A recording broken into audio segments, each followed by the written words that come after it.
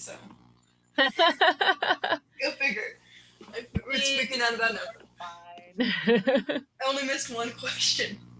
See, that's good. And it was only like part of the question. Okay. Yeah. Well, today we are going to the Pacific Islands. Yay! So we got to kind of talk a little bit about Friday. Oh, I'm sorry. Go ahead. Kendall, I think. Oh, did you mean to raise your hand? Yeah. Oh, okay. Oh, gotcha. Okay. So let's see. We'll lower it there for you. um, and we are going to basically look at two places today. I'm going to kind of go back to, oh yes, the Bahamas. Yay! I came back. It was on a cruise ship. I came back, yeah. and my whole back was like peeling because it was so sunny outside. Oh, you got a sunburn. Yeah. And we were on the beach just having fun, but it was like completely red. My back was peeling. It was not fun after that. Well, has anyone been to Hawaii or Bali or Java? Herbert's been to Hawaii or Bali? Oh, Herbert, we can't hear you. We can't hear you. In Hawaii about three, at least 4 times. Yeah. Wow. Yeah, the Navy. That's I was stationed off San Diego, so that's like our first port out and the last port back in. So yeah, did the mostly the Pacific side, Northern Pacific, Malaysia, Indonesia. Been to Western Samoa, American Samoa. Oh yeah, nice. Yeah, Indonesia, Malaysia, and those places. Yeah, so. I've been to Bahamas, Mexico, and I think Canada. One of those. Cool. I don't know how to say it. Up to Canada or to? No, it was like a. It was, I think, a CANNADI, something like that. Canada? I don't remember. Sure. I'm not as familiar with. Well, yeah. I'm not familiar with all of the islands that we have all over the world, but I know. I know some of them. And I have been lucky enough to go to Hawaii, but I was younger, so I don't remember as much. We were on Kauai, which is the island, the Garden Island, they call it. And I have never been to Bali or Java or Indonesia. I would love to go. It sounds like it would just be amazing. Oh, Katie's been to the Big Island. Did you get to go up to the volcano? No, my husband was there on business and I kind of just joined him. And so we went to like the Polynesian Culture Center and we weren't able to ever hike up the volcano because he would get out late. But we're planning on taking our kids. Our 20th anniversary is December of next year. So that's where we're all going as a family. So hopefully we'll be able to do it then. Yeah. Can I be part of your family? I want to go too. Spring, we're going. I think we're going on Alaska because we were trying to go last. I think it was spring or December, but we were trying to go last spring, but this happened and obviously couldn't do it. But we like to go on Disney cruises. It's fun. Oh yes, I prefer cruises. It's a lot more relaxing than having to go. Cruises are very relaxing. It's really yeah. I'm sorry. Well, my mom doesn't like cruises. We went on once when my grandmother was alive, and she's like, "Nope, I'm just scared that the boat will sink." So. I like cruises, but I get seasick. Oh. But I continue to go, so I'm not gonna throw up. I'm not gonna throw up. I'm just gonna have to feel seasick for a little while. So. Okay, so Professor, I feel so bad of saying this now, but we used to train in the Big Island and the volcano. So yeah, but that's all I'm gonna say about the Big Island in Hawaii of my experience for sake of class staying on track. Well, I love that you have traveled all over the place, and I love what you put in the chat too. Like Hawaii is a very special place to you guys, and that's really Yes, cool. it's beautiful. I love it. Oh, I feel like you guys have been very lucky. Some of you have gotten to travel quite a bit, and I'm very jealous. And Katie, you guys have a blast a year from now, because I know that you will. I always told my mom though that I wanted to get married in Hawaii because it would have been beautiful, or at least have my honeymoon there, because I thought it would be nice. Yeah, no, that would be very, very nice. Very pretty. And I love Hawaii, even though I've never been. Yes. Yeah. I would love to go back. I want to take the kids at some point in time. So maybe I'll borrow Katie's idea, and for our 20th we'll go, which, you know, I don't have too much time to plan. I got to get on that. All right. So Maui's nice too. Oh, go ahead. Maui's nice too. I kind of feel like Maui's always left out. It's nice though. Well, I think Maui has a lot of the bigger cities, and so most people kind of like connect and then leave Maui.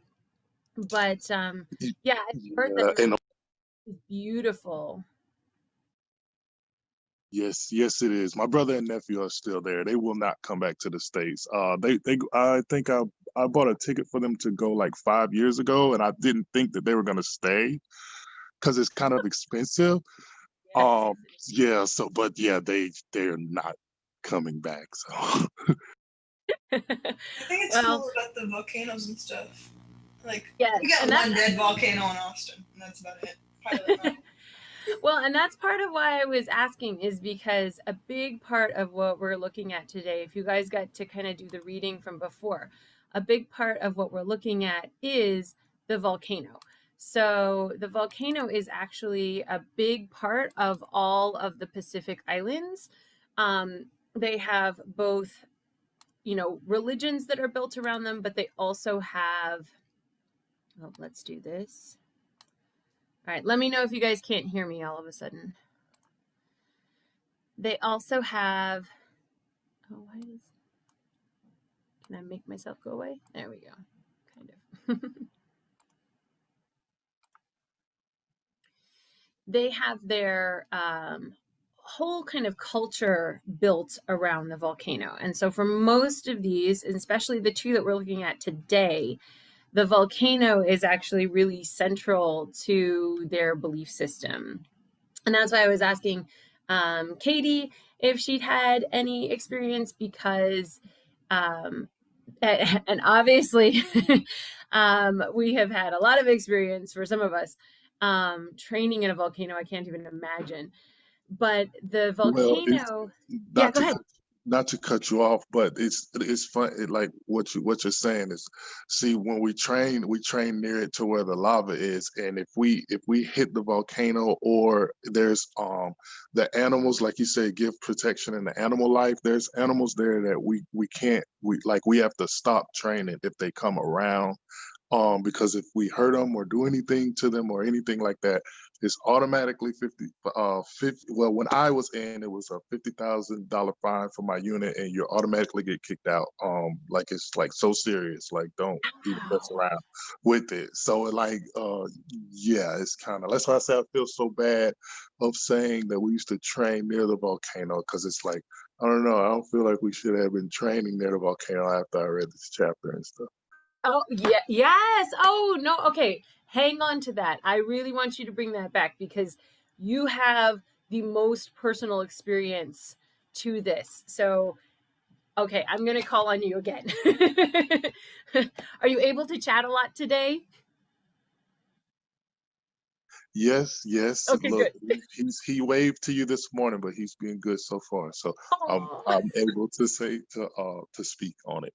Yes. Oh, perfect. Okay, because that is exactly, I almost just want to, like, here, I'm going to skim through this and we're going to start kind of right there, because the volcano is so sacred to the island people. And I love that you were saying, like, that you felt kind of uncomfortable training there now because of kind of seeing all of this. And that's honestly, that's I think what we learn and what we take away from this course, and what we take away from kind of meeting all of these cultures, and that's kind of my big first one. So the volcano for all of these islands, talking geographically, a volcano is basically like a softer spot in the Earth's crust. And I know it doesn't seem like it is, but it's basically like a soft spot where the magma, the lava, can actually push up and get to the surface. And so these volcanoes actually create the islands. And as the Earth's crust kind of moves along, a new volcano will push up. I was showing my daughter the I Lava You little Disney short because it's actually a really good, kind of description of what happens with the volcanoes going across. The next thing is that all of these cultures want to be closer to the volcano because being more inland is actually more protection. So the Pacific Islands, like the Caribbean islands, are exposed to a lot of weather shifts. For those of you who've actually been to Hawaii, you know that it rains pretty much every single day at about 4 o'clock. The rain will come through and then it goes. And that's just a part of life. And you will have bigger storms that will hit the islands. And that is why the beach is actually not the part of the island that most of the indigenous people want to be on. The beach is actually seen as unpredictable and unprotected. The beach is where they actually bury their lost loved ones to be reclaimed by the ocean. So that's actually kind of a bad place as far as they're concerned. Personally, I will take the beach any day. If you want to let me just like live on your beach, that would be awesome. But that's kind of the personality or the belief system of the indigenous people. The volcano also is often the site of temples. In Hawaii, our hula schools or halaus are actually built on the sides of the volcanoes. On most of the islands, they're dormant, except for the Big Island, which is the only one that is active. And so they will build their temples either on it or right next to it, right next to the volcano, because that is felt to be closer to the gods and goddesses. It's very much like Mount Olympus in the Greek kind of tradition. In the middle, far away from the sea and the volcano. That's pretty good too, Natalie. I like that. I would do the same, I think, if I got to actually live there. Well, people who live in Austin might have a problem because I looked at more things about our volcano, Pilot Knob, and it's the only perfect volcano in Texas. And if any water hits the cone of the volcano, we're dead. Yeah, it's highly unlikely, but yes, I but mean, it is a tiny small possibility. Well, and it's also kind of fun too, because like Texas used to be underwater, right? Yeah. We used to be under the ocean, so that's why they keep finding. I definitely want to live away from the volcanoes, though. Yeah. I mean, a dead one, okay. I've done that. Been there, done that. But like a live one, I've heard when I was in high school, they were talking about a lot of places where people live really close to the volcano. And one guy decided it was a good idea to live on top of the volcano. I don't know why. But he basically died because the volcano exploded. Yeah. Because it was active and he was living on top of it, so probably not a great idea. So the volcano is a huge part of the culture, in particular in Bali. So we'll take a look, and Java too. But we're going to talk about how they actually structure their temples to basically mimic the volcano structure. Colonization obviously is huge for all of these islands. We will look at all of the different people who and countries who came in and colonized. from the Dutch to the Portuguese to, of course, the English, and ultimately the Americans for Hawaii. And then we also have Christian missionaries. And when I kind of did the little intro for this, the missionaries are sort of a pros and a cons. To a certain extent, they definitely brought disease and racial prejudice, but they also were part of the reason that we were able to learn about these cultures.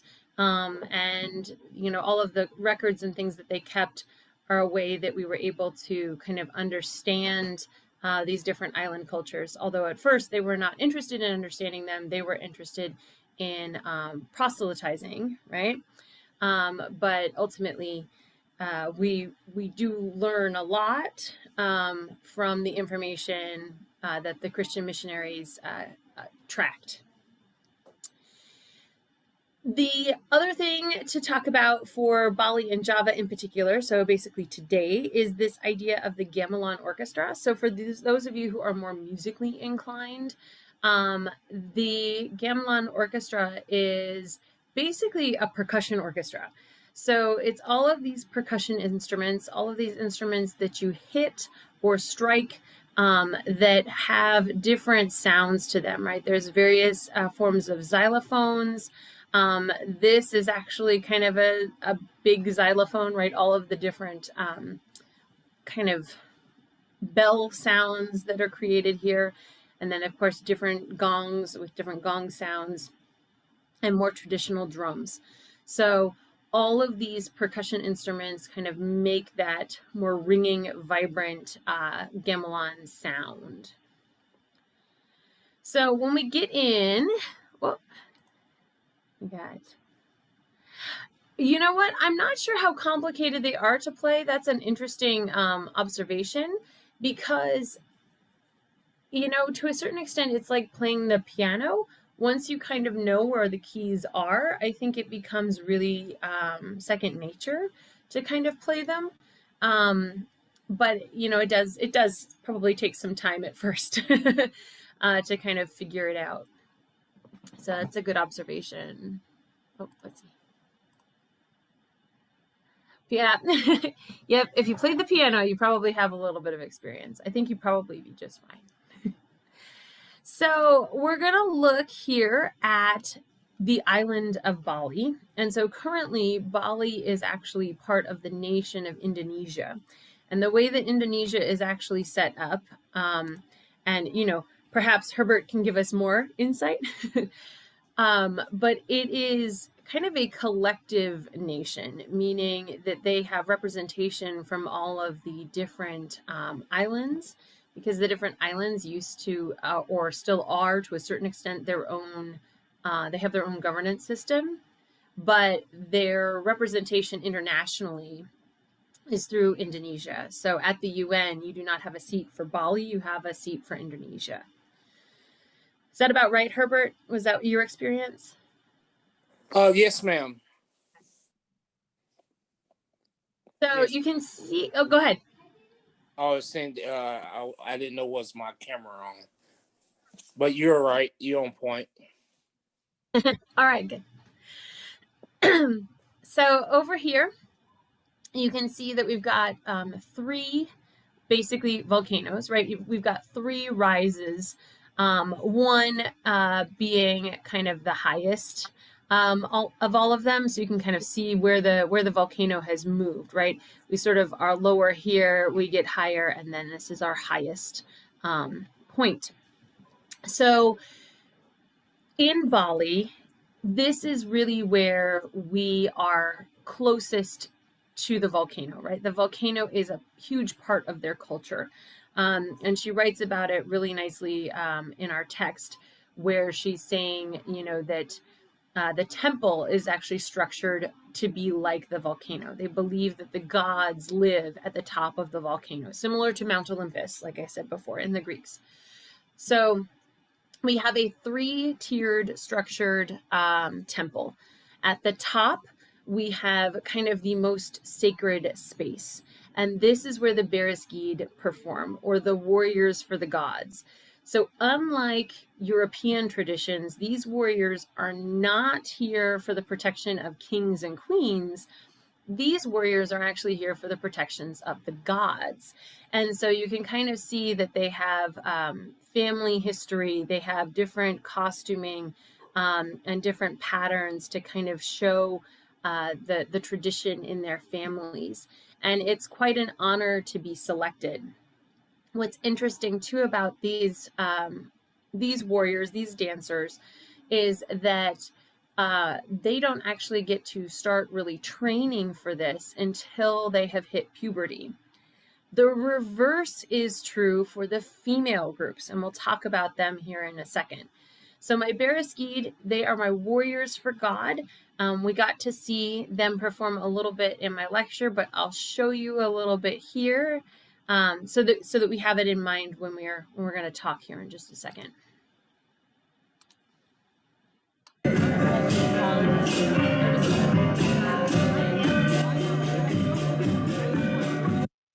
Sorry, hang on, what's very hot.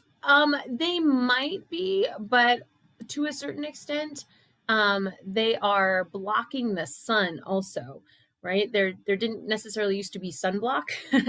And so these costumes would be protection, right? The long layers are actually kind of protection. But then these kind of shields on them actually do form kind of a sort of armor. Right? They are protecting the gods. They are defending the gods. So they are both ornate with the gold thread, which would have been very hard to get, right? This would have been very rare on the island. And thus why it's used, exclusively for these guys. But also it would have kind of mimicked armor, right? It kind of gives you that look. So yeah, they might be kind of hot, but also it's, to kind of give them more of that warrior kind of. I wonder, like, do you think they'd have another story about the volcanoes? Like, you know how we think volcano, it's like, well, the earth does this and that, and it forms a volcano. But do you think they probably have like more of a background story? Well, their story for the volcano is that it is the seat of the gods, right? The gods live up there. Only the gods can be that close. Only the gods create through the fire. So closer into the volcano, you have bigger trees. On the sides of the volcano, closer in, you have fresh water. You have the animals, right? The animals that we were talking about before live closer to the volcano because that's where the soil is really rich. Volcanoes do have, of course, lava, but they also have, all of this, all of the minerals that they bring out are really life-giving. So all of the, on the non-lava side of the volcano, it's really lush forest, really healthy, really vibrant forest. And so for them, the volcano is not some sort of geological feature. The volcano is the seat of the gods. And from the volcano pours forth the lifeblood of the earth, aka the lava. And the lifeblood of the earth feeds the ground.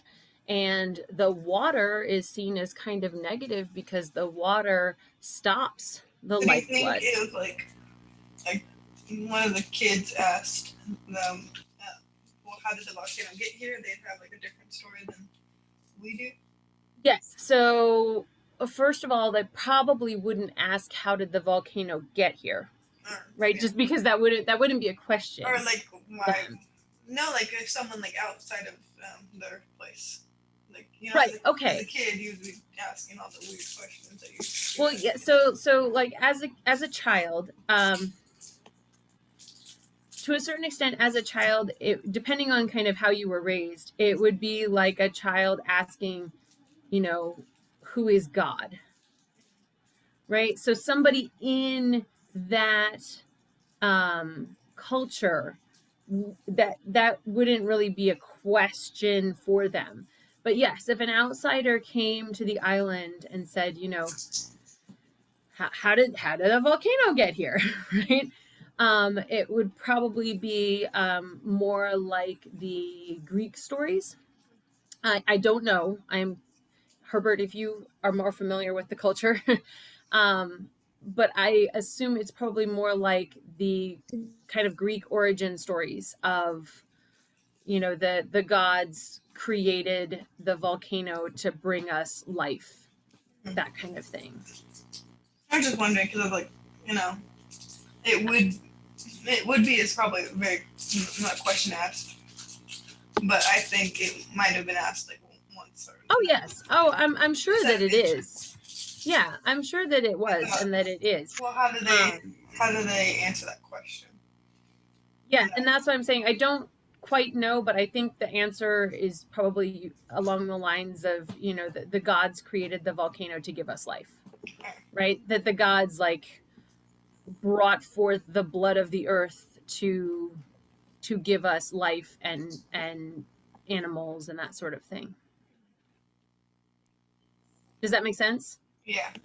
Yeah. So it's not going to be, it's definitely not the geological explanation, right?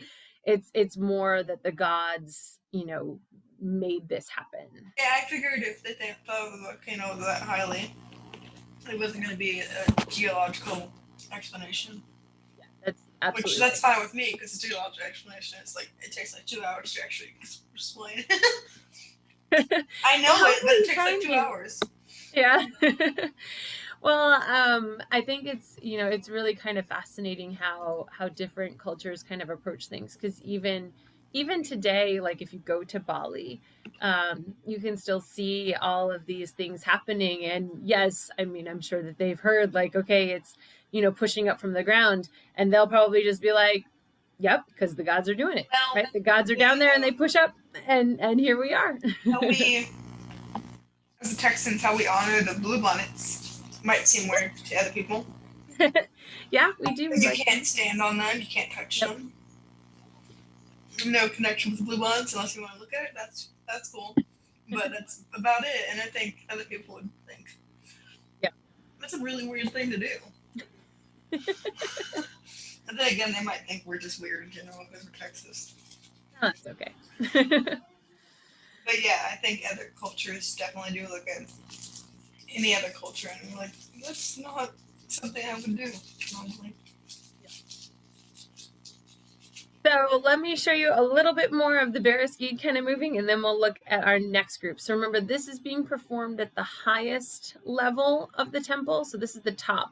And you might kind of look at it and be like, okay, well, where's the roof? Well, there isn't a roof, right? This is actually more of like an open kind of amphitheater kind of feel, or not even amphitheater because that looks down, but an open kind of patio almost feel to the top of the temple.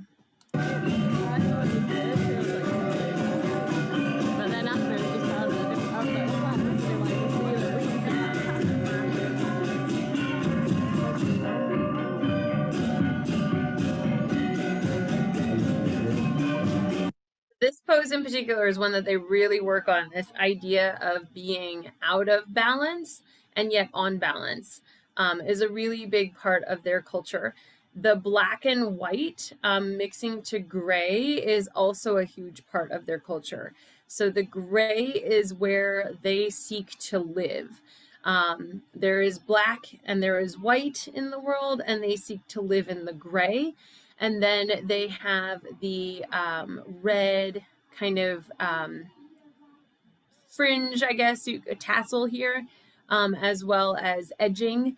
And this is, of course, representing, there's that one-legged stance again, representing the lava, the lifeblood, also the royalty of the gods, but it's more that sort of connection to the volcano itself. And that's the gamelan orchestra that you hear kind of in the background. Then this is one of the ones that I really kind of want to make sure we have some time to unpack and talk a little bit about. This is the Sang Yang Daderi. And this is a film that was actually done in 1925. So this ritual, to our knowledge, is not really done anymore. And I'm kind of torn about how I feel about it. On the one hand, they feel, there's a wonderful quote in your book that they feel that children are the closest to the gods because they are, younger. So they were with God and then they came to be with us. And so they can still kind of reach back through a trance dance state and hear the words of the gods and share them with the people. However, this means that the girls, it's all girls that are chosen, have to be prepubescent. So if they actually begin to menstruate the day of the ceremony, they are immediately excluded and another child will be chosen. It is considered a great honor within the family to have your daughter chosen. She then has various restrictions. She cannot go under the bed. She cannot have leftovers. I'm trying to remember. They're a little interesting, but it's basically you have to treat her as if she is a little deity on earth, and that's basically what they consider them to be. They consider them to be mouthpieces to a certain extent to the gods. So So they it's like what was that one that we were talking about last? I already forgot it. There was one where they were saying that if that they were training the girls to be the dancers, but only because they believe that they were like angels or whatever. right, I don't and remember those what are the exactly. It's yes. So it's like that. Yes, similar. So those are the Apsara dancers from Cambodia. That's what And it's you called. are, yes, excellent connection. I was going about to see if say we the got there. Cambodia dancers, and I was like, I don't think that's a dance, but Yeah.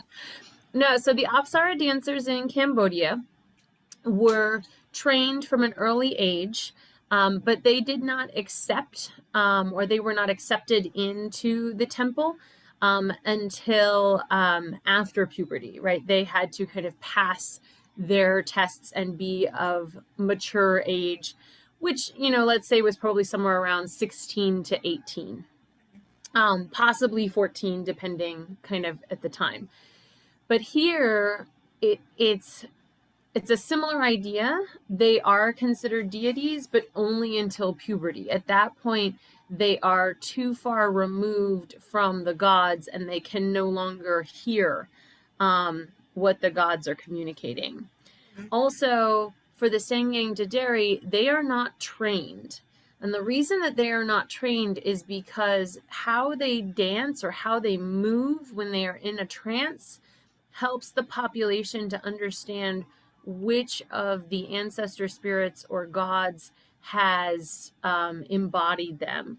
So if I train you, then you're going to move in a certain way, versus if you are untrained and you enter this trance, then I can be like, oh, she's channeling Grandma Linda, right? And so that's kind of the idea behind the Sangyang Daderi. So unlike the Apsara, they are not trained.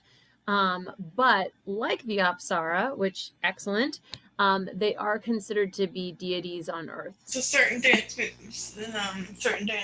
movements or represent certain things. Well, or can be reminders of certain people. So, like within our culture, I'm gonna choose very specific things because I know them. We have certain. Here, let me stop, and we'll come back out. So we have certain movements. These arms, you can't really see, but kind of doing them like this, arms like this with your body over. This is considered Alvin Ailey arms. They come from Alvin Ailey's Revelations from 1960. And so anytime that you see these arms, they're also called freedom arms. It's the echoing of Alvin Ailey's Revelations. which he was actually a good old Texas boy, by the way, who became a great modern dance choreographer. So those are very much, that's very much his style. Anytime you see somebody, I don't know. Ooh, I got one. Okay. Anytime you see this, no? Come Yeah. on. I know, Right? but I'm just not gonna say anything about it. All the single ladies, right? So Yeah. if I started doing this, right, that would be an instant cultural recognition for hopefully most of our American audiences. And so they would So it's instantly something that make they just know of the move. They just know the movement by right. seeing it over and over again. So, well, yes and no. So basically, right? It's getting complicated. Say I'm young. I have probably seen this, right? I'm maybe 8 years old, right? So it's just a movement you're doing. The some people can understand. Some people Right. older can understand.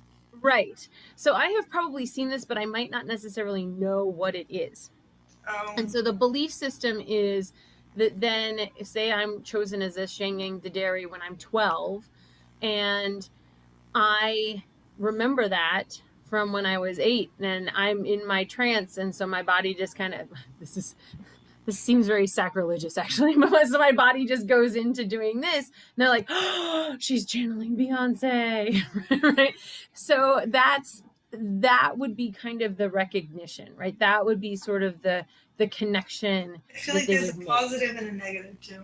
A little just dancing on their own, because then they don't know what they're actually dance movements represent, but they're just dancing. Right, because in their belief system they're also in a trance, right? So I'm not necessarily you. Yeah, I'm not me anymore. I'm not Jessica dancing. I am channeling my grandmother, or I'm channeling one of their gods. The Gungan dance?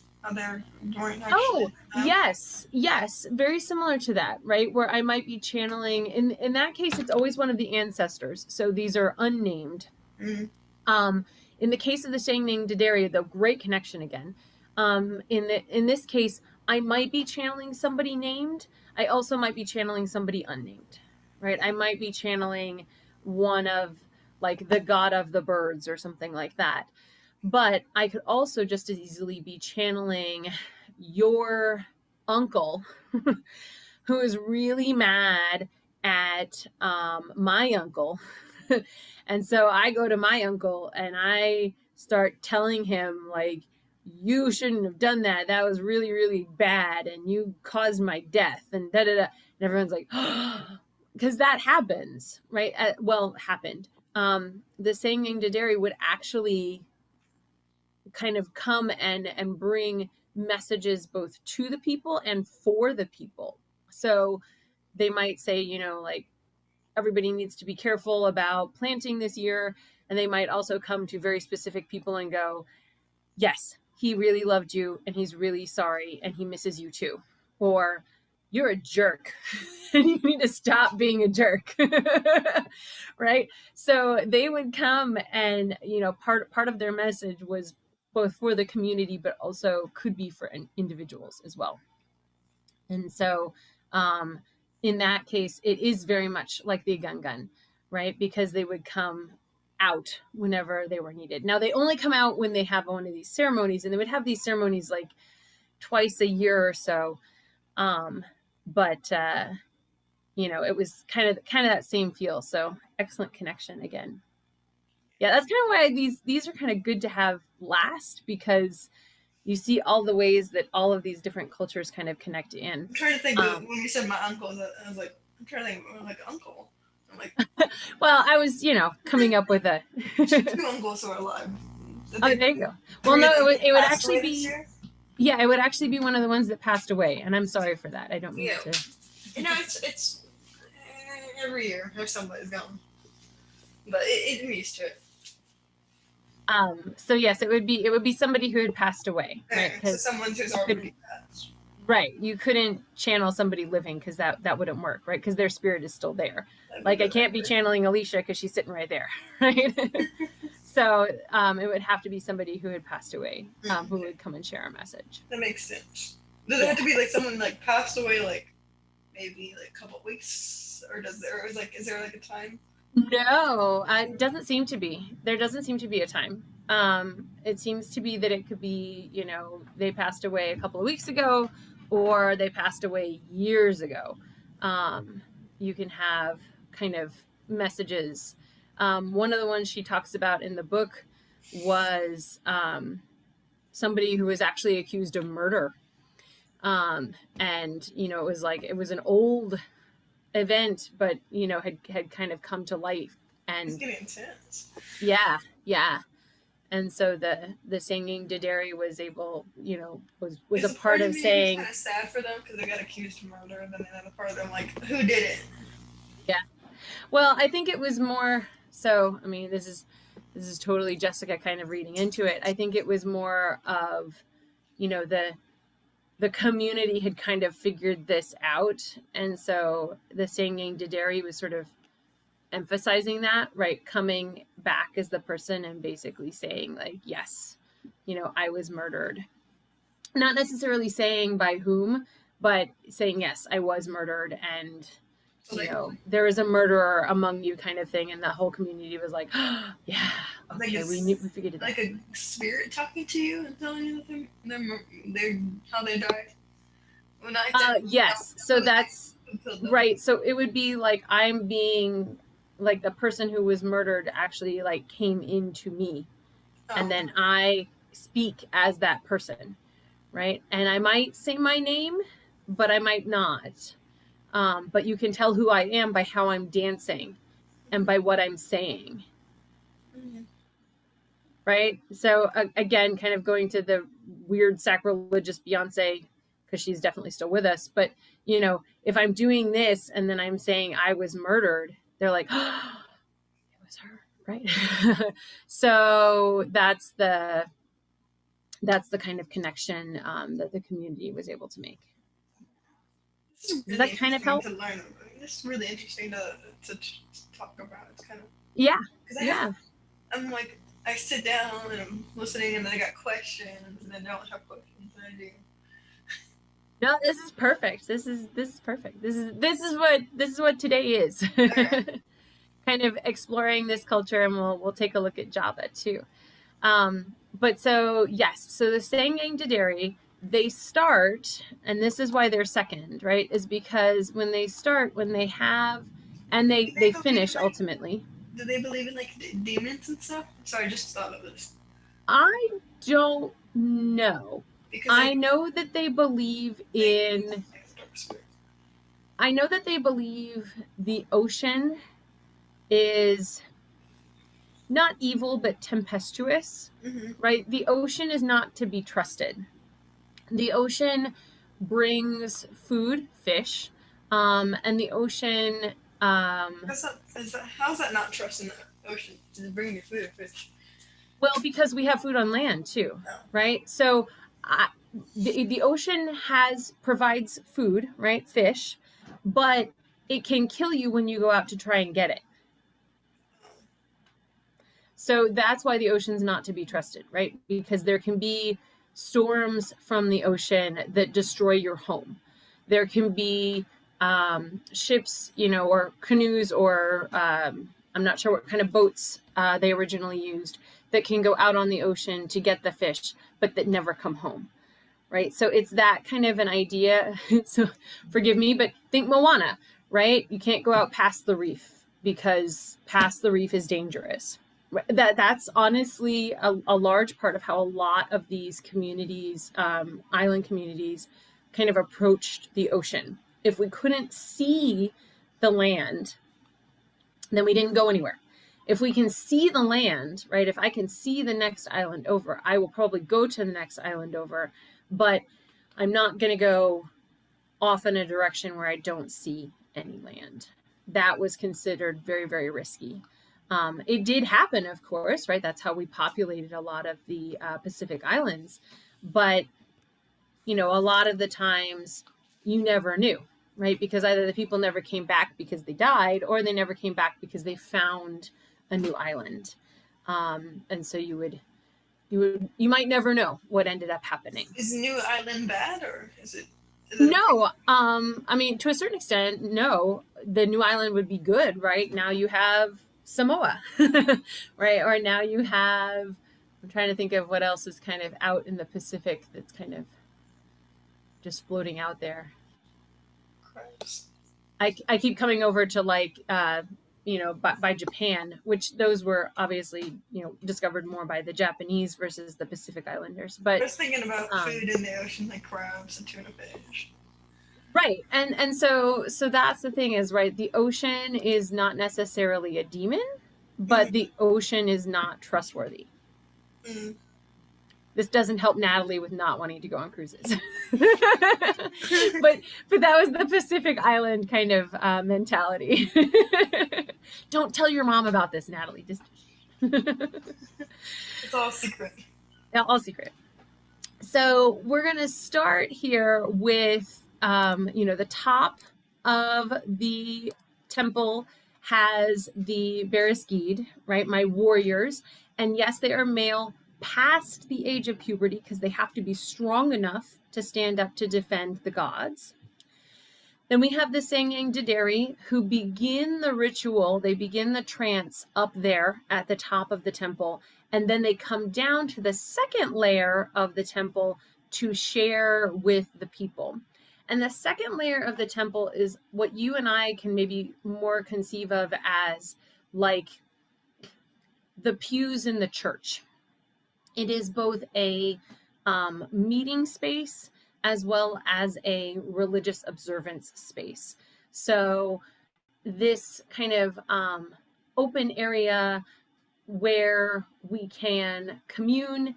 This is also the second level of the temple is also where the kings and the queens kind of hold court and also, you know, share with the people. So anyone is allowed into this space, but it is a more protected space, right?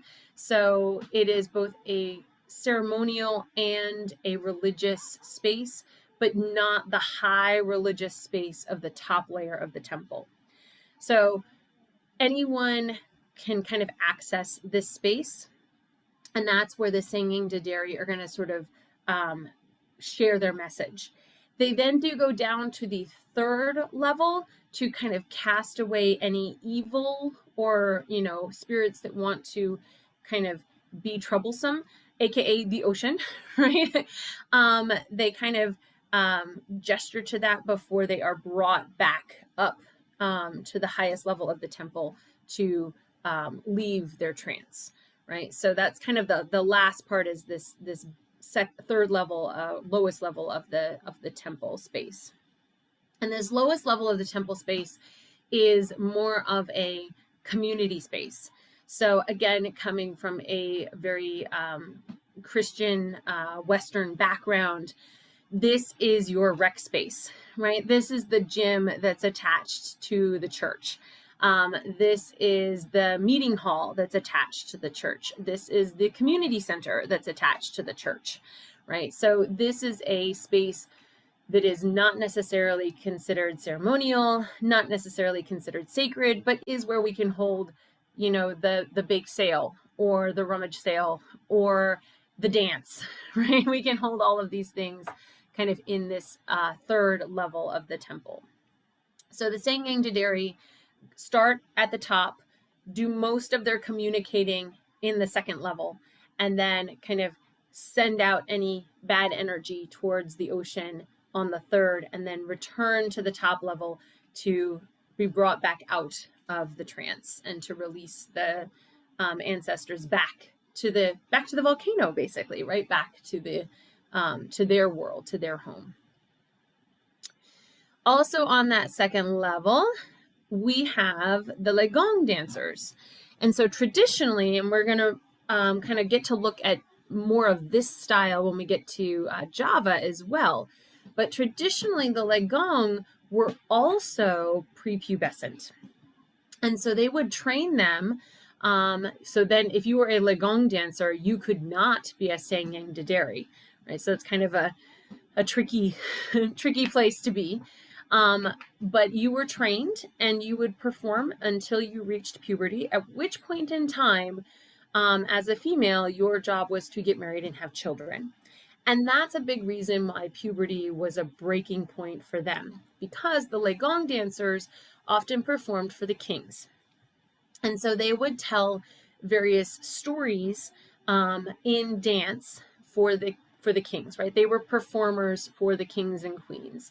And this is very traditional in a lot of different cultures where we have performers for the kings and queens, right? Think back even to India, where we had the Kathakali, who were the warriors, and when they had their downtime, they put on plays, right? So my Legong dancers are young females who are not training for something else because they are not men, but are simply dancing and performing until they are ready to become wives and mothers.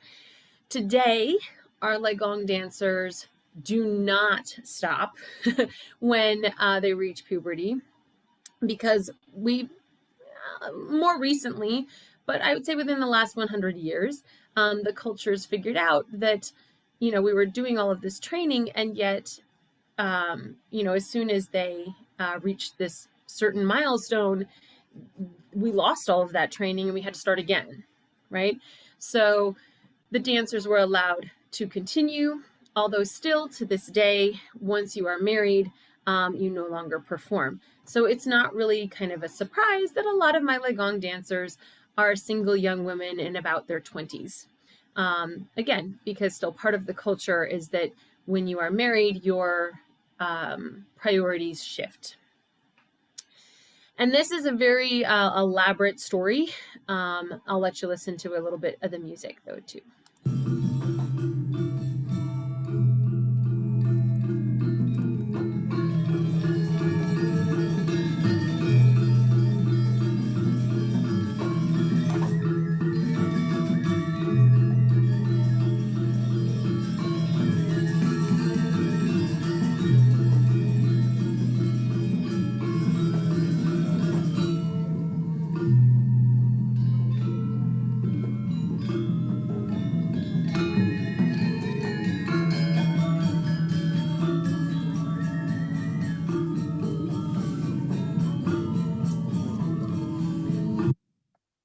So performers here for royalty, but also this would be sort of equivalent to going to see Ballet Austin, right? This would be kind of the high art of the island, and storytelling for sure. And then what often gets performed either on the third level or coming from the second level to the third level, this is really more for everybody. These are the character dances. And that means that we're going to have some Legong style dancing happening within them, but you'll notice that the costume is different. These are not the same kinds of stories. This is more sort of showing off our abilities. So you can think of these dances as being more of the I'll call them kind of fun dances, if you will. Even though I think, the Legong are definitely kind of fun too. And it's like, wow, I would love to just see that at some point in time. I might understand the story better if I saw it more. Can I But say here, something? yeah, go ahead, please. Oh, when we pull into, I think it was Malaysia or Indonesia, like you were talking about how the younger dancers, they were not married.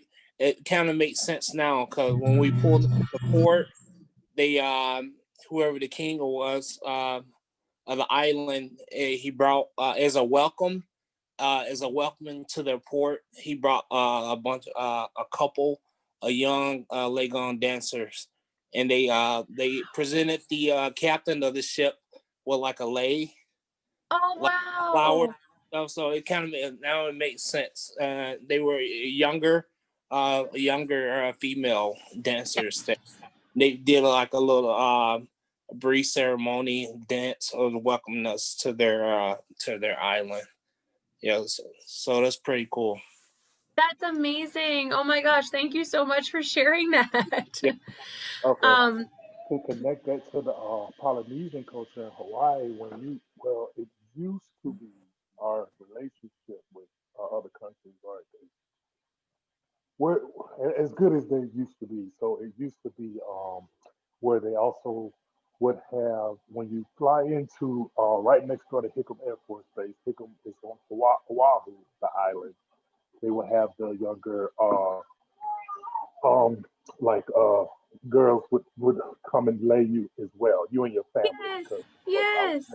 I would travel with my family, and they would come and they would put them on around your neck, and that's how they would welcome you. That was the Polynesian side of the culture. Kind of Oh, connecting that to where we're at. That's kind of awesome. I kind of just learned that too, Herbert. I kind of caught that too. That's awesome.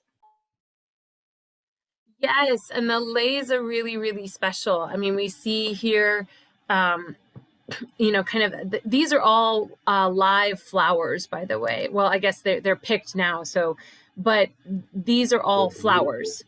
Yes, and they are a part of making their costume, and it's the tradition in Hawaii as well that to be a hula dancer or performer, you make your costume. So those leis that you guys received were probably handmade by the person who gave them to you, and that's actually a really, really special tradition when people graduate or have a birthday.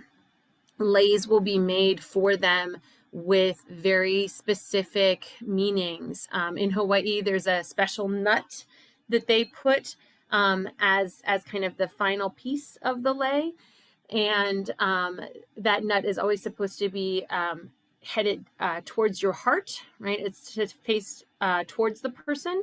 And I'm doing this because they wear cuffs and they wear head pieces as well. And as well as the lei around the neck. And it's always supposed to be facing towards the person because that's the good luck, right? You're wishing that person good luck, and you don't want to send the good luck away from the person. So it's always, there's very special meanings in there. So yay! Thank you to both of you for bringing that in, and I'm so touched that you guys both got to experience like dancers welcoming in these cultures, because that's so cool.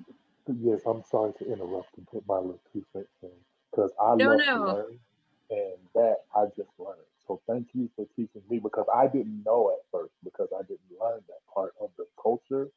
I was kind of freaked out by it, because I was the job that I did in the Army was kind of like you got to be on your P's and Q's all the time. So I was kind of freaked out about it, like so to speak. But yeah, connecting that now, I learned that the the importance of where that came from, so to speak, and connecting the different islands because it's a different culture, it's a different way of life. That's the thing. People might not really understand. I didn't understand it when I was young, but it's different. You know what I mean? So it's good to learn it, and you connected that. I haven't been to the places that Herbert's been, but I've been like around the islands of Hawaii a lot, and I know I was supposed to elaborate on that earlier. I don't know if I'm going to get to, so that's why I kind of want to put that in there, what I've learned. So thank you, Professor, and also Herbert for teaching me. Mhm. Well, thank you. And yes, we are getting to Hawaii. We're gonna get to Hawaii next class. So this class we're Bali and Java, and the next class we get to go to Hawaii. So yeah. I know there's a lot of like Hawaii is known as like they say that it's a state of America, but I know there's a lot of conflict with that. Like Hawaii wants to be like separated. As from what I've learned before, we've been told that it wanted to be separated.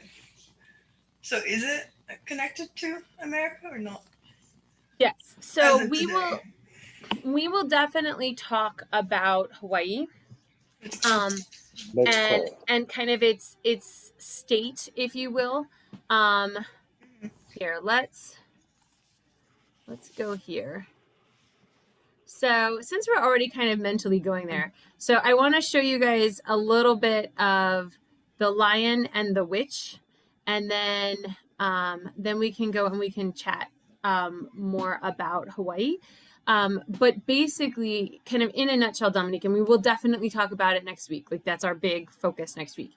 That Hawaii, I'll just go here. Hawaii is, whoa, why did you do that? No. Oh, I had a rollover thing. Ugh. Sometimes rollovers are good, sometimes they're troublesome. So Hawaii is a state, but their original, originally they were, I show you Hawaii's neighbors. This is intentional. Yeah, there's nothing around Hawaii. It is very, very isolated. And yet it still has a lot of the Polynesian culture. And it was basically inhabited by the Hawaiian people for a very, very long time. They trace their heritage back to the volcano, right? So again, we have that same idea of the volcano bringing life. So their heritage is traced back to the volcano. And in the 1800s, when the white man and the missionaries come to Hawaii, we start to have more kind of, not necessarily conflict at first, but more communication. And the hula is used as a way of actually sharing information. So it was kind of a newspaper to a certain extent. You had both the movements and the mele or the chant that tell you, give you information. So I might be dancing and doing the mele. So I might be saying, I see, and I'm doing the gestures so that it all kind of goes together, right? This is ocean. This is sun. This is aloha, right? So all of these things mean things very similar to what we saw in India, where the gestures mean something. And the missionaries in particular start to kind of teach that in order to really be children of God, that they have to learn English. And that starts to unfortunately kill the Hawaiian language. Again, we'll talk more about this. Ultimately, Hawaii is in a situation with losing kind of power for its kings and queens because it was never a European power in that way. Hawaii was kind of a constitutional monarchy before there was such a thing. And what I mean by that is there was a king who was elected. So it wasn't even like a generational thing. If that kid is not so cool, then we're going to skip that child and we're going to go to this kid, right? Or we're going to go to your brother to be the next king or queen of Hawaii. And Hawaii did have queens and who ruled in their own right. And so ultimately what ends up kind of happening is that the culture of Hawaii has become so dependent on outside influences because the outside influences have come in and basically decimated the original way of living. So it's kind of like, if you never give a kid ice cream, they don't know what they're missing. But once you give them ice cream, then they're like, oh, I need to have ice cream, right? And so that's unfortunately what kind of ends up happening to Hawaii is they were kind of self-sufficient until the outside world came in. And then they became very reliant on the outside world. And ultimately, along with Alaska, were accepted into statehood, to join the United States. So do they not want to be a part of the United States? I have not heard rumblings about that. It definitely seems to be a state, kind of like Texas, that to a certain extent, always likes to at least once in a while be like, hey, we were our own thing for a while. Don't you forget it, right? And so it's not necessarily that, again, like Texas, they're not necessarily going to secede and go do their own thing. But, there is a sense of kind of Hawaiian independence, right? This, in Hawaii, part of the reason it's so expensive is because... So it has independence, but it's not able to be like, we were once a country, and we can go back to being a country if we want to. Yes, Hawaii is the same way. So was Hawaii called a country? Yeah. I don't know any of this stuff. Yeah. No, Hawaii was 100% its own country, with its own king, its own queen. And again, kings and queens ruled independently. So Texas and Hawaii were about the only places that could just get up and say, we were once countries, and we can go back to doing that. Yep, at least right now. I mean, California was owned by Spain, or found by Spain, and all that kind of thing. But what did they say in history class that the Texas flag was the only one that could go as high as the American? That doesn't make sense. Because you probably went to school in Texas. But I mean, a big part of that is, yes, so the technically the Texas flag should always be flown. What is it? My armed forces folks might know better. Is it 1 inch or 2 inches below the U.S. flag? I think it's So I'm from Florida, and I came to Fort Hood in 2011, and I never was taught about the Texas flag or anything like that. From what I've learned, it's the exact same. It's supposed to be as high as the American. It can be flown as high as the American flag. Is what we learned. It's the only flag that can be up there, and when I do go out, and you can see that they're like really, really close in height. I think that there's a lot of flag etiquette that is not necessarily observed anymore. Because it's very interesting. I remember when I was in Hawaii, we drove past this is kind of off topic, but that's okay. We drove past a McDonald's, and its American flag, was upside down. And yeah. And so we stopped. And I was like, why are we stopping at McDonald's? And my dad went in and was like, oh, somebody just messed up. They're okay. Because he was concerned that the flag was signaling that they were under duress, right? That an upside down flag means I'm under duress. Yeah. And so, that it was very interesting, because I was like, it didn't register for me, but it immediately registered for him. I just Googled it, and it says the Texas flag has to be, if it's on the same pole, it has to be below the USA flag. If it's on a separate pole, it can be at the same height. Cool. Yay! So there you go. You're right. Below, because that would be a little awkward if it's on the same pole and it's like at the same height, and they would just be slapping each other. Well, some places will fly both flags, and so then they would do that. But Thank you, Katie. Yeah. So if they were on a separate pole, and I think that's true for most of the states, but I do not know that for sure. Yeah, I looked it up. The other ones, there's exceptions where it could be at the same height, but not like as the Texas one. There's like, it's just can be on a different pole and be at the same height. Gotcha.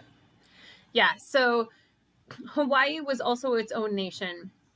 Hawaii had its own governance, and Hawaii ultimately said, yes, we want to be a part of the United States. And so, to my understanding today, they are a part of the United States most happily, and like Alaska, I don't think they have any intention of going anywhere. And that's really good for us, because it means we get to go visit Hawaii. Yeah. If you can afford to get there. So I want to come back here real quick. Okay. I want to come back and look at kind of the last elements of dance in Bali. And this is the Kalonarang. And I'm perhaps not pronouncing that correctly, but this is basically character dance, right? So this is almost like folk dance or, folkloric kind of movements and whatnot. What I find really fascinating is that we have in this tradition the lion, just like we have the lion in Korean dance. Like we can see the lion also in Chinese dance for Chinese New Year. If you've ever seen the lion is usually performed by two people. And the same thing is true here in the Kalonarang. What I find really kind of charming and fun is that the lion is a good but mischievous spirit. So he's a little bit more of a puckish character, or like the character Puck from a lot of the Shakespearean stories, or like Peter Pan, right? He's good, but he kind of causes trouble. And the lion will show its feet, which in a lot of societies and in the Balinese societies too is considered to be rude, right? Seeing the bottoms of somebody's feet is considered to be rude in their society. And so he shows his feet, but he also shakes his tail and brings good luck, right? So if the lion kind of brushes past you, it's good luck. The lion is often kind of confronted with the monkey, who is a troublesome spirit, but more on the negative side. There are a lot of monkeys in this part of the world. And if you don't believe me, you can go visit. I have never personally visited. I would love to. But those who have, monkeys are a pretty big problem for a lot of the communities, because they come in and steal crops and mess with stuff, because of course they want food. So these are characters who are kind of emulating the Baraskid, but they are not with the masks, so that way they don't get in trouble, right? Because they are not actually warriors for God, and we would not want you to confuse them with the warriors for God. So they are going to do a lot of the Baraskid actions, but in this case, they are playing characters. They are actually being warriors in this case, and they are going to battle some of the demon type spirits, like the witch. If I can find her. Where is she? There she is. Oh, no, this is still the shaman. Come on, witch. There you are.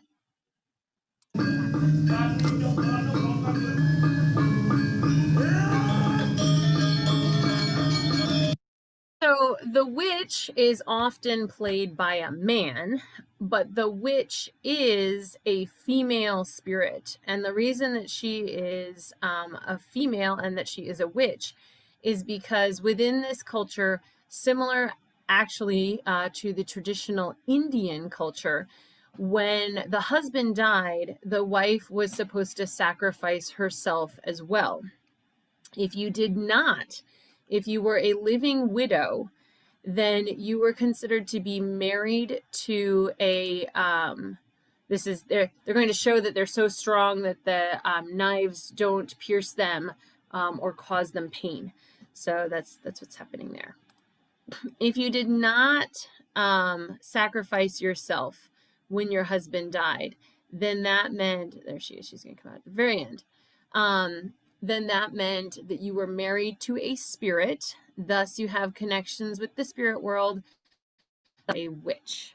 And that is where the witch comes from. So the witch is a woman who did not sacrifice herself and thus is married to the spirit world. And this handkerchief that she has, that she keeps kind of flailing at them, the white handkerchief here, is actually symbolic of death. So if you get touched by this, which is why they keep moving away, then that brings you death. And so she will often go against the warriors, and she will sometimes go against the lion. Of course, the warriors and the lion always win. and she is battled back. But her name is Rengda, I think is it, and the lion is Ket. So those are just some of the like characters that are kind of a big part of their more folk dance kind of stories. So we have at the top of the temple, right? And the temple is the big thing. The temple is mimicking the volcano. So at the top, I have my warriors for God. Going from the top to the middle level, I have my Sangyang Daderi, or my little deities, right? These are young girls who bring messages from the gods and the ancestors. Then in the middle level, I have my Legong dancers. They are dancing for the kings and the queens, as well as any of the people who are lucky enough to be present. I'm not sure if you could buy a ticket or if you had to sort of be invited. Today, you can definitely buy a ticket. If you and I went to Bali, we could all, buy a ticket and watch a performance. Although perhaps not today, but in normal times, we could go and do this. And then likewise, you could buy a ticket or you could happen to see the Kalonarang on the third level or the sort of community level of the temple. I kind of think of this space as just being a big wide open kind of courtyard, because that's basically what it is, which opens out into the market, which is a big sort of popular shopping area, for a lot of the Balinese. And then the last one that I want to look at today is I actually want to come over here to Bali's neighbor. So here's Bali and here is Java. And Java might be a place that you're a little bit more familiar with because Java has Jakarta. And Jakarta is actually the capital city of Indonesia. But Java in particular, again, also had a long historic tradition of their own kind of dances and ceremonies. For them, we are actually going to not look at the religious ceremonies because those are actually not as prevalent. But here we have the Bedhaya, which is kind of like the Legong, but is even more sort of elaborate. So the Bedhaya is actually a dance for 9 women in the Hindu tradition. So this is very heavily influenced from India. So 9 is the sacred number in the Hindu tradition. And they perform for the king. And so we actually have 2 courts that are fairly close. We have one that's kind of here, you can sort of see in the middle of the island. And then the other one is just down here. So these were actually 2 separate kingdoms initially on the island of Java. And they have 2 slightly different versions of the Bedhaya. Here, the Bedhaya is a little more kind of formal in their storytelling. And they wear, I call them pineapple buns. They wear these pineapple kind of adornments on their hair. And these are actually all made out of live flowers, right? So these are their lei kind of equivalent that they wear.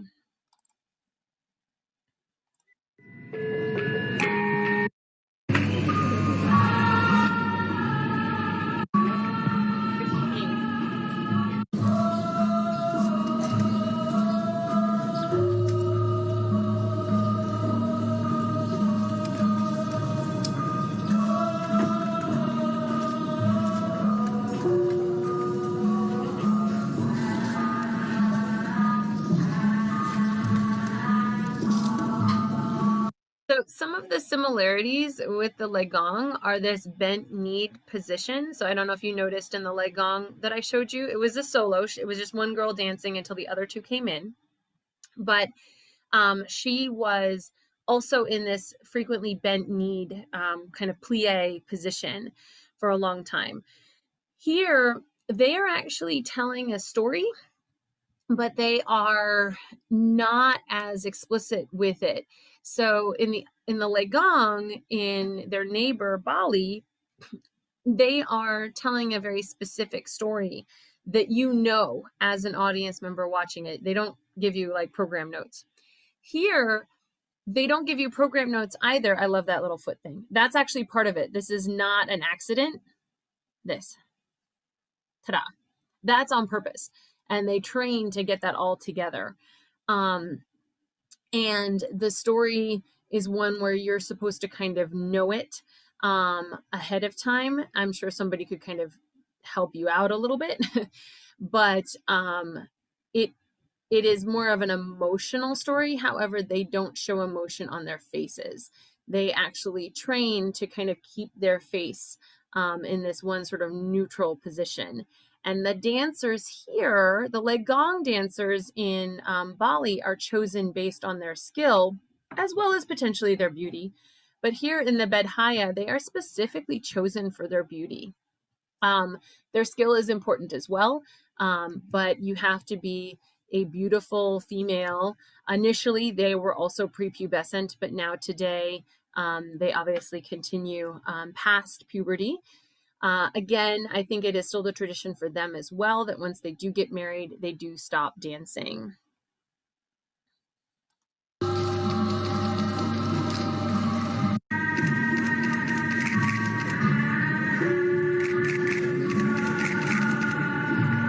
All of this gold here on the arm, as well as kind of the jewelry and things, these are similar to the epaulets on uniforms.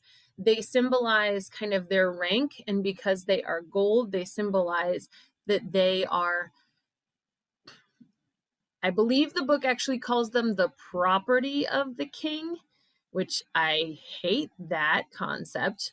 But they are dancers for the king, right? It would be like your epaulets show that you are part of the royal guard in England.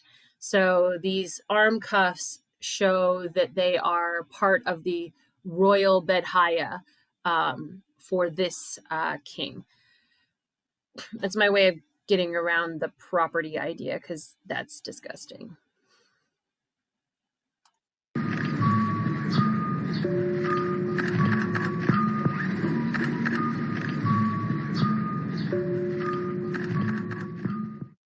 And then this is the other court. It's a little bit further down. And this one in particular is a story that includes a battle. These are, I believe, gods that are fighting. And so there's a very stylized battle that happens with daggers. You can see here they don't have the, there's our little daggers. They don't have the pineapple, but instead they have feather. And the feather is actually symbolic of this court. We still do have a lot of the gold. I had a student one time observe that the ears on the crown kind of make them look like elves. And I was like, I never thought of that. So, you know, you can kind of see what you think. To a certain extent, they are portraying deities, right? Immortals. So that would kind of work if they were sort of a version of elves to a certain extent. I think I got them too late. I think they're putting away their daggers. There we go.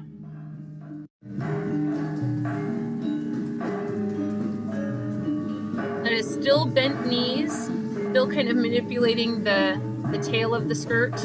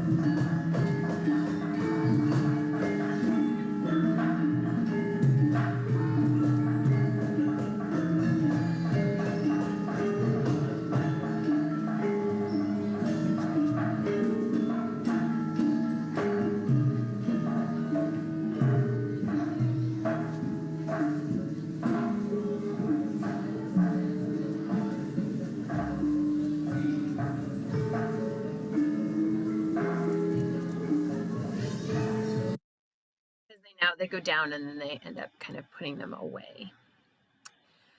So my question to you, and we didn't really kind of talk about kind of the sacred number and all that kind of fun stuff, but my question for us for today is kind of between these two different cultures, right? One is very, very focused, or the dances that we saw, right? The kind of expressive movement that we saw. One is very focused on the volcano, and one is very focused on sort of the court, right? And storytelling in the court. And I know that we kind of truncated the Bedhaya because we were really into the volcano, and I love that. And we also got some into Hawaii, which is great. We're already set for next week.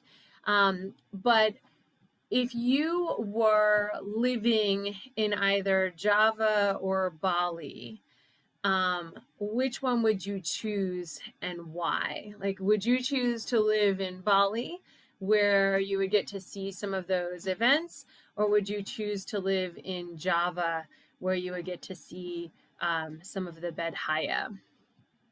So yeah, that's where would you? We're having fun on a Tuesday. It's actually a beautiful Tuesday, but we're having fun on a Tuesday in November. Where would you go? Java. Java. Okay, cool. Why? Why would you choose Java? It's the one with the we were talking about they were able to dance until they got married, right? So in That's both. The one that was, huh? So both. So both in Java and in Bali, if you are doing the legong, so if you wanted to go be a legong dancer or a Bedhaya dancer, you could do it until you got married, right? And that is still to a certain extent true today. So you could do this one, you could do this one. Are they going to move? I guess Bedhaya, then maybe. Okay. It seems. And you could do this one. This is the legong. Yeah, I think Bedhaya, maybe. Cool. So you would choose Java to do the Bedhaya. I love it. Yeah. To me, they're all cool in their own way. I really like them all. Cool. Yeah, Natalie. Okay, so I'm giving you a ticket. Which island are you going to first? Ooh, wale. You? 1 second. Well,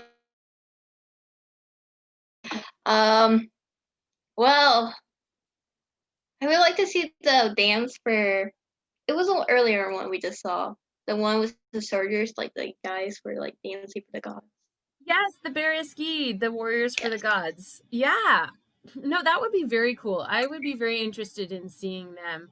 I love how it's very processional, and yet it kind of feels okay. So I'm totally showing my weirdness, right? It kind of feels like marching band to a certain extent for me, right? Because they kind of move in and out and around, and then they're like, I'm balancing on one leg, and you're like, wow, that's actually really cool, right? When you're watching it, and I can actually I wish I was there. able to do that in marching band. Well, I mean, like a lot of our marching bands now are like very fast. Yeah, no, I never bounced on like unless it's like not like for like a long, not like for like a minute, like maybe like 1 or 2 seconds, but that's about it. Yeah. And their whole thing is, that even out of balance, I'm not gonna fall. Right? Yeah. So cool. I'm like, that's so neat. Yeah, I'm gonna fall. So let's see. Herbert is choosing the legong. Awesome. Yes. Would you enjoy seeing it? Yeah, I like the intricate the movements and stuff, which is kind of like precise movement. That's what I like about it, and it's like telling the story. Yes, and with the legong, this is totally me showing me, right? With the legong, I feel like I could understand the story a little bit better than the Bedhaya, because in the Bedhaya they don't have any like costume elements. In the legong, she does come out with the crow wings at the end, right? So you kind of get a little bit of the story, and it's a little convoluted. because people change their roles. But I think if you watched it enough, which I'm totally willing to do, if you need somebody who needs to just watch Legong all day, I'm your girl. um, but I think kind of as you watch it and as you kind of see it more, you're like, oh yes, okay, now they're portraying that person, now they're portraying that person. So yes, I agree with you, Herbert. I think that would be fun to watch and get to like see the story. Yeah. Oh, David is gonna go to Bali. What are you gonna see in Bali, David?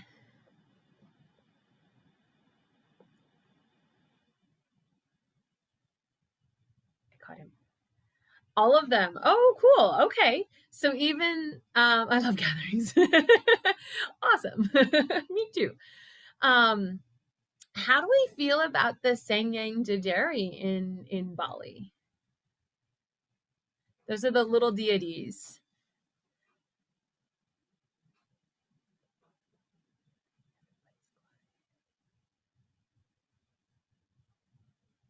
Interesting to say the least. Okay, well, yeah, that's very true. So I kind of get into an interesting place with the Sangyang Dideri, and that is that I don't approve of drugging children. And I know that that's not the idea of what's happening at the beginning, right? The idea is that you're entering into this trance, and there are many religions that use incense as a way of kind of being a part of the community. But I do find that a little disturbing. I know that it is an honor for them to be chosen and that they are willing participants, but that sort of trance induction always makes me uncomfortable. And again, I'm coming from a Western standpoint, right? This is not part of my culture. But it does kind of make me uncomfortable with that kind of entrance into it. Alicia, you look like I'd rather do Java, like go there. Cool. All right. Which one, if you had to choose on Java, which court would you go to? Which Bedhaya would you see? Probably the last two that we saw, because I like the second one to the last because I like when they kick their feet and hit the club. That's like my favorite part. I like that. I know. I'm so silly. Like there are little things, like when I showed you guys the Buto. My favorite part is when they the universe, the Ono type Buto, and the guys are like laying on the ground and they're doing all this stuff, and then they go boom, boom. It's my favorite part. I'm like, but I love that like moment. It's just like, and right, just simple things can be so powerful. And yes, I love that little foot swish. I'm like, I would practice that for days. I would still be terrible at it, but I would practice it. So yes, I love that one. And I love the pineapple thing. I would love to see it in life because it's all real flowers, right? So it's like the leis, but then they actually craft it to go over the bun, if you will, and then they have kind of that tail coming down. That's all I forget what that flower is, but it's all flowers. So beautiful. Just be so lovely.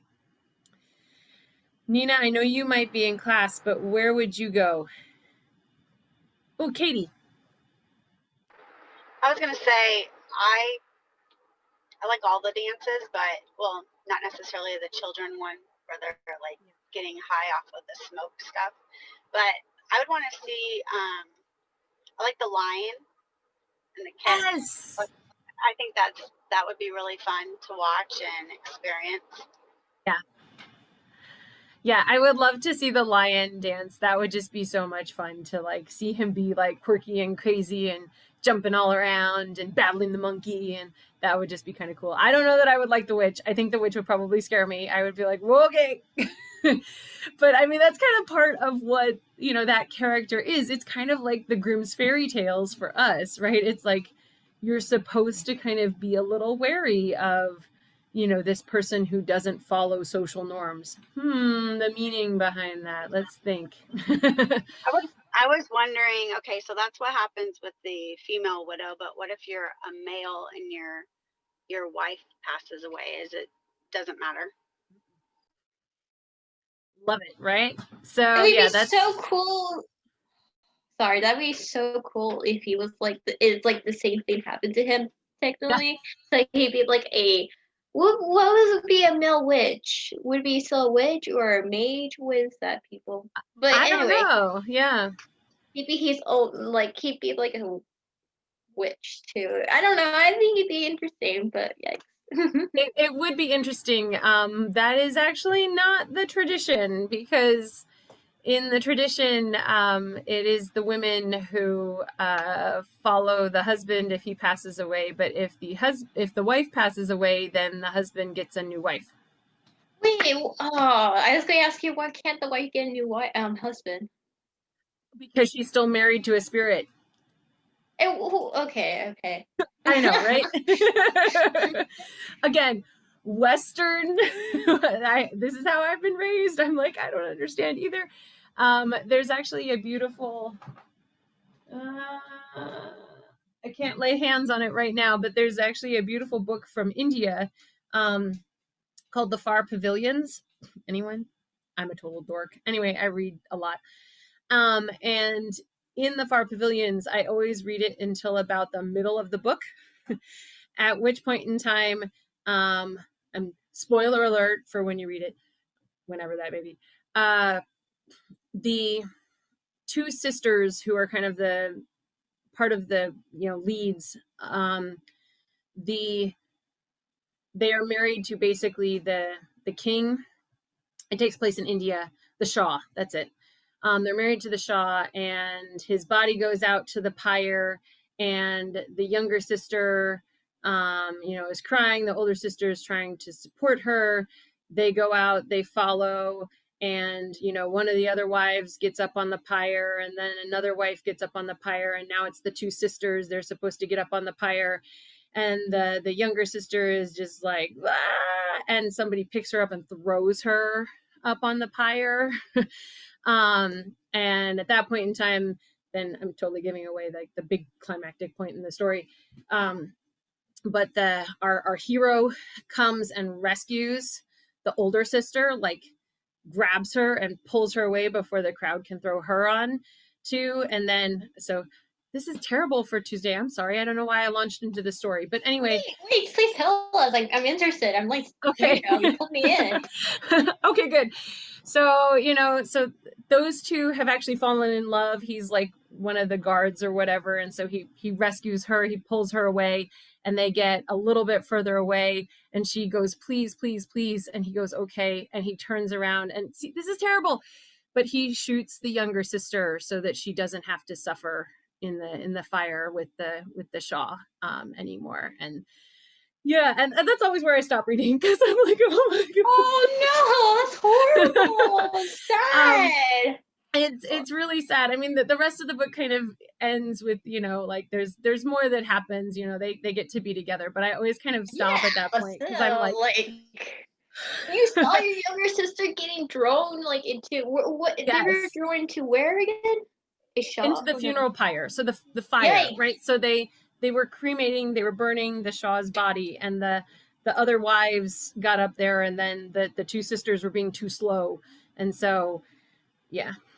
Oh, this is cruel. But it's a beautiful book, though. It's a beautiful book, but that's part of kind of the tradition, is that the wives follow the husband. But if the wife dies, because unfortunately, ladies, it was actually a lot more common that we would pass away in childbirth. So if we died, they didn't have to follow us because they needed another wife, because they needed to continue having children. Right? So yeah, that's kind of the idea. A male witch is considered a warlock. Thank you, David. Since they received their powers from a dark higher being. There you go. Yep. So yeah, so in Bali, if you were and I don't know that it's still the tradition today. I think now just the witch is kind of a character, like a stock character, like the lion. But so traditionally in Bali, if you were a widow, then you were considered a witch. And that was because you were married to a spirit, right? And so that was a negative. Dun, dun, dun. You had connection to the spirit world. So let's see. All right. Natalie, where were you going to go? Did you get to say? Yes, you were going to do Bali? Natalie, remind me. I can't remember now which one you liked. Wait, is it Bali? Sorry, I just forgot the name of it. It's the Is ones that the guards. Yes, the Bereskeet. That's right. Thank you. I was like, I thought you had said Bali. Okay, and then let's see. So Kendall, are you the only one who hasn't? I don't know if you can right now. You might be in the middle of child time. Okay, I think he's in the middle of stuff. So yeah, so these are two really, really interesting island kind of cultures. And personally, I would go to both. I would be like, yes, if you're giving me a ticket, I will go to both. Yeah. Oh, there. Which one would you go to? Both are so interesting. It's so hard to choose, man. Both, definitely the Warlock. I don't know. It's just true. I don't know. I kind of got took back to a movie I watched, and I didn't understand it until, reading up on some stuff, and I'm like, okay. But I was kind of interested in being a Warlock. I was like, that would be pretty cool. But yeah, definitely both for me. I can't pick a certain one. There is some things that are disturbing though about. I think you hit on it. I had to grab Little Man, as you can see. Oh, yay! I had to It's put getting him so out. big. Oh yeah, Daddy don't play that. He got to eat good. The doctor was like, "Don't feed him oatmeal." I'm like, "Dude, this is my child." But anyway, he's okay. I got it. Trust me. I got plans for Little Man. No, yeah, I think you hit on it. The trans, like disturbing with, yeah, that was. Yeah. But Yeah. other than that, they both are interesting. Yeah. Yeah. And I really appreciate now how, dancers can continue to dance. If that's what they love to do, they don't have to stop. Just because their body has reached maturity, they don't have to stop. And I think it's really interesting how the Bereskeed, like they can't officially start until their body reaches maturity. So it's really interesting kind of how the different cultures kind of approach certain things. So yeah, the trance is a little off-putting still to me. And like I said, there's not really anything. Yeah, everybody's loving Little Man. There's not really anything that is happening there anymore. What you can see today is actually the performance of kind of a dance inspired by the Sanyang Daderi. So other than kind of the video clips, we don't really have that ritual taking place anymore. Because the Dutch found it very offensive that you would try and have children commune with spirits, right? That was very upsetting. And so they Oh no, I totally outlawed agree. it. Like, I'm sorry, like you Yeah. said, I don't know, their child. You don't do that to a child, Yeah. you know? Yeah. When I said I like all the dances, I totally forgot that one for a second. So when you mentioned it, I was like, oh shoot, I totally forgot that one. Well, I mean, there is something beautiful about the idea of communing with the spirits, right? We've seen a lot of that. We've seen a lot of cultures that use dance as a way to commune or to celebrate with spirits or with ancestors. But in this case, yeah, the induction of the trance, even willing, is off-putting to me. Right. Like, I understand the idea that the children are like closer to the gods because, they were just came from, they were just born. But like you said, using drugs, no thank you. All right, you guys, happy Tuesday. For next week, we are going to Hawaii. Dominic's going to be super happy. We'll talk even more about it. We are also going to go to New Zealand, and we're going to talk more about the haka, which of all the really cool things, yes, we have an example of the Haka mixed with K-pop.